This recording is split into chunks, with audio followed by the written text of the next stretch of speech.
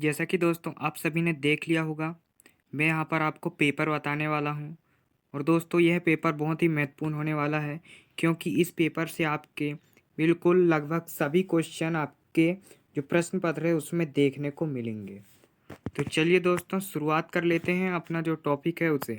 पहला क्वेश्चन है अपना, सही विकल्प का चयन करना है। तो सही विकल्प आप ध्यान से सुनिए दोस्तों, आप याद कर लीजिए इन्हें, यदि याद नहीं है तो याद कर लीजिए। पहला क्वेश्चन है, लता मंगेशकर जी के पिता का नाम क्या था। तो लता मंगेशकर, अभी आपको पता होगा उनका अभी हाल ही में निधन हुआ है। तो ये क्वेश्चन आपके एग्ज़ाम में पूछने के 100% चांस हैं। तो उनके पिताजी का नाम था दोस्तों दीनानाथ मंगेशकर था। क्या नाम था? दीनानाथ मंगेशकर। दूसरा क्वेश्चन है अपना, प्रेमचंद जी का मूल नाम क्या था। तो प्रेमचंद जी का मूल नाम था धनपत राय। मीरा के आराध्य प्रभु हैं, मीरा के आराध्य प्रभु हैं दोस्तों कृष्ण। चौथा है, अलोपीदीन कथा का पात्र है। तो वो अलोपीदीन कौन सी कथा में है? अपन ने पढ़े हैं नमक का दरोगा में, ना कि नहीं। वो पंडित है एक अलोपीदीन, वो कौन सी कथा का पात्र है? तो नमक का दरोगा का है। पांचवा क्वेश्चन आ सकता है आपका, हजारी प्रसाद द्विवेदी ने वाणी का डिक्टेटर किसको कहा है।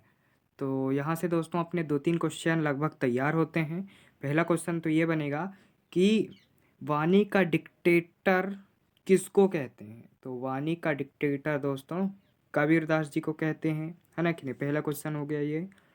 और दूसरा बनेगा अपना, किसने कबीर को वाणी का डिक्टेटर कहा। तो किसने कहा? हजारी प्रसाद द्विवेदी ने। अपने यहाँ से 2 क्वेश्चन तैयार हो गए दोस्तों।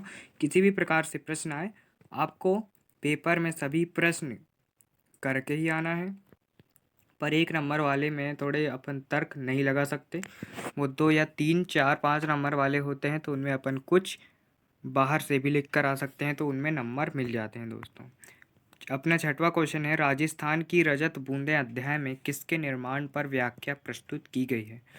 तो रजत बूंदें वाला पाठ है जो, तो उसमें कुएं के निर्माण पर जो व्याख्या है वो प्रस्तुत की गई है। अब रिक्त स्थान देख लेते हैं। मियाँ नसीरुद्दीन खालिस्तान तरह की रोटियां बनाने के लिए प्रसिद्ध हैं। तो वो 56 तरह की रोटियां बनाने के लिए प्रसिद्ध है दोस्तों। मियाँ नसीरुद्दीन वाला पाठ किसने लिखा है? कृष्णा सोबती ने। आपको बिल्कुल उनके पाठ के लेखक के भी सभी के याद कर लेना चाहिए, वे बिल्कुल आते ही हैं। और आप जो गद्यांश पद्यांश लिखते हैं तो उनमें भी वो संदर्भ में जो लिखते हैं आप पाठ का नाम लेखक, तो उनमें भी काम आ जाता है। तो मियाँ नसीरुद्दीन दोस्तों कृष्णा सोबती जी ने लिखी हैं। तो मियाँ नसीरुद्दीन 56 तरह की रोटियां बनाने के लिए प्रसिद्ध है। दूसरा क्वेश्चन है अपना, मन्नू भंडारी द्वारा रचित पटकथा एक बहुचर्चित खालिस्तान है।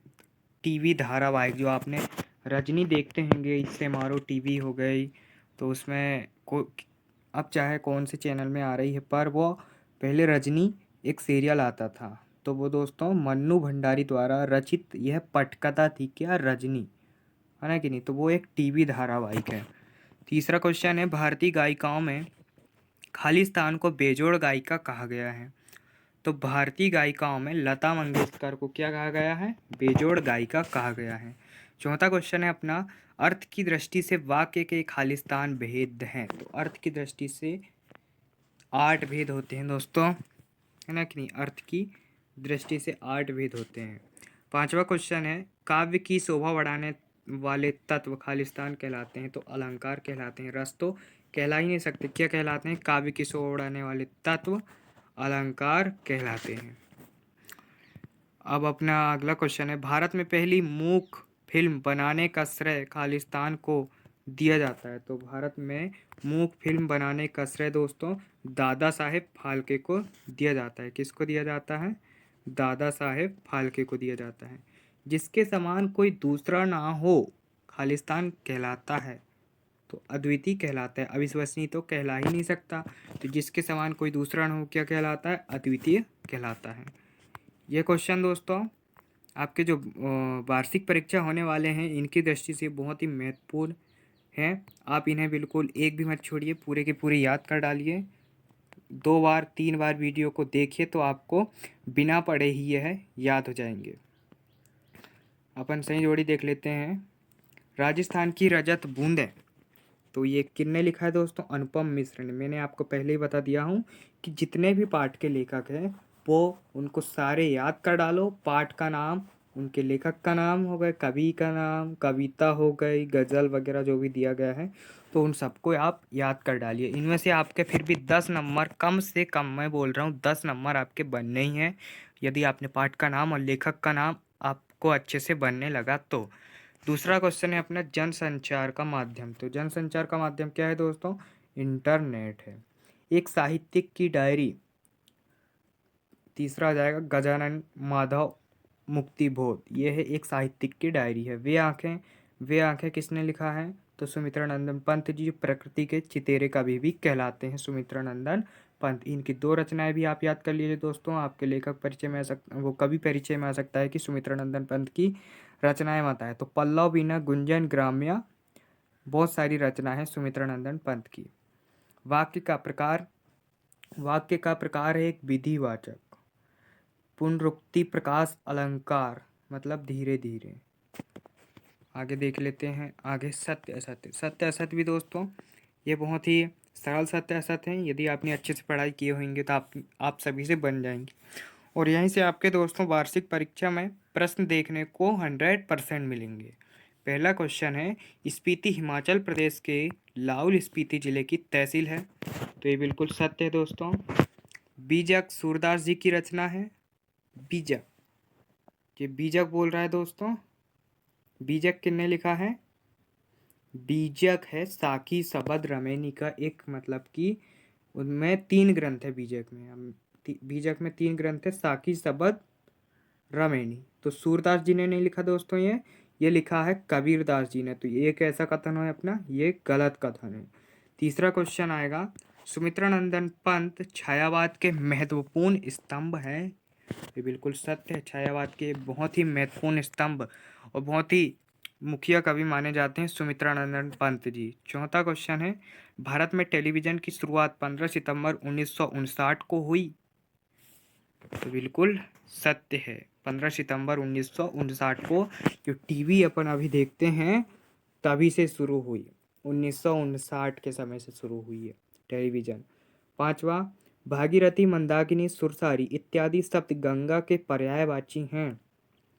तो भागीरथी भी है और मंदाकिनी भी है और सुरसारी भी है, इत्यादि शब्द गंगा के पर्यायवाची हैं। तो ये भी कथन कैसा हो जाएगा? सत्य हो जाएगा दोस्तों। छठवा है अपना अश्रु शब्द का तद्भव आंख है। जो दोस्तों अश्रु शब्द ये कैसा शब्द? ये तत्सम शब्द है और तद्भव शब्द आंख है। तो तत्सम किन्हें कहते हैं? जो शब्द संस्कृत के रहते हैं, और तद्भव किन्हें कहते हैं? जो शब्द हिंदी के रहते हैं। तो ये बिल्कुल सत्य कथन है। अब एक वाक्य में उत्तर देख लेते हैं। पालार पानी और पाताल पानी के बीच का तीसरा रूप कौन सा है? तो मतलब कि ये एक पानी टंकी है, इसमें इधर हो गया पालार पानी और इधर हो गया ये पाताल पानी। ये कौन सा हो गया? ये पाताल हो गया और ये हो गया पालर।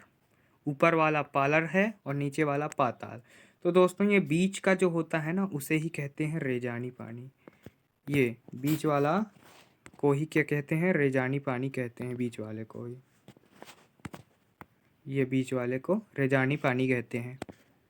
अगला प्रश्न है अपना, छंद कितने प्रकार के होते हैं? तो छंद दोस्तों 2 प्रकार के होते हैं। आपसे नाम भी पूछा जा सकता है। तो नाम क्या है? मात्रिक छंद और वार्णिक छंद। मात्रिक छंद यानी कि जिनमें मात्राओं की गणना की जाती है, और वार्णिक छंद यानी कि जिनमें वर्णों की गणना की जाती है। रस के कितने अंग हैं? तो रस के 4 अंग होते हैं दोस्तों। कौन कौन से? रस के अंग और रस के प्रकार में सभी स्टूडेंट्स बहुत ही कंफ्यूज होते हैं, तो मैं आपको यहाँ पर क्लियर कर देता हूँ। रस के अंग होते हैं 4। उनके नाम भी मैं बता रहा हूँ, आपको ध्यान में रखना। रस के अंग 4 होते हैं, स्थायी भाव, विभाव, अनुभाव और संचारी भाव। आप इन्हें कहीं लिख लीजिए। ये आपके 11वीं हो, 12वीं हो, चाहे कॉलेज या फिर कोई भी आप पोस्ट ग्रेजुएशन की तैयारी, मतलब कि एग्ज़ाम की तैयारी कर रहे हो, आपको वहाँ भी ये काम आएंगे कि रस के 4 अंग होते हैं। कौन कौन से? आप मेरे साथ दोहराइए।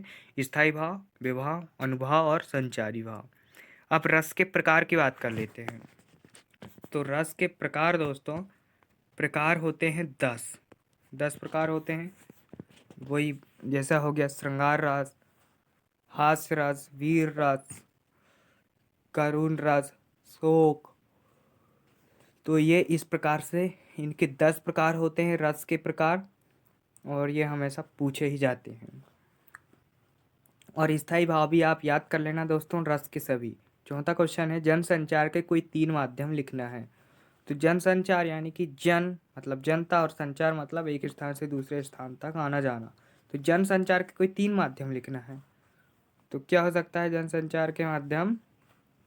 टेलीफोन हो गया, मोबाइल फ़ोन हो गया, इधर अपने पास अभी स्मार्टफोन चल रहा है तो वो हो गया।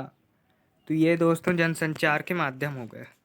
पांचवा है अपना, मेरे तो गिरधर गोपाल पंक्ति किस कवित्री की है? स्वाभाविक सी बात है, गिरधर गोपाल की बात यदि कहीं आती है तो वह कवित्री कौन रहेगी? मीराबाई रहेगी। क्यों? क्योंकि वो मीरा की आराध्य थी, मीरा को अपना पति मानती थी। छठवां क्वेश्चन है, गलता लोहा गद्य की कौन सी विधा है? तो ये क्वेश्चन दोस्तों आप ज़रा देख लेना, ये मैंने देख नहीं पाया, इसके लिए मैं माफ़ी चाहूँगा। अब अपना सातवां क्वेश्चन है, दोहा में कुल कितनी मात्राएं होती हैं? तो दोहा में 24 मात्राएं होती हैं दोस्तों। अब अगले पार्ट के लिए आप इस चैनल को सब्सक्राइब कीजिए दोस्तों। आपको यहाँ पर पूरा का पूरा रियल पेपर बताया जा रहा है, यहाँ से आपके क्वेश्चन बिल्कुल आपके एग्ज़ाम में आने ही वाले हैं। तो प्लीज़ आप इस चैनल को सब्सक्राइब कर लीजिए, और यदि वीडियो में थोड़ी भी आपकी मदद की हो तो इसे अधिक से अधिक दोस्तों के साथ शेयर कीजिए, और कमेंट्स करके बताइए कि और आपको किस सब्जेक्ट के ऊपर वीडियो बनाना है। और दोस्तों आप पेपर होने के बाद आप इस चैनल से कहीं नहीं जाइए, क्योंकि आपके जो रिज़ल्ट बनकर तैयार हो जाएंगे और इसके बाद इंटरनेट में अपलोड हो जाएंगे, तो वो किस प्रकार से आप तक पहुंचेंगे, तो आप इस चैनल से जुड़े रहें, आपको यहाँ पर सारी न्यूज़ बताई जाएगी। Thanks for watching.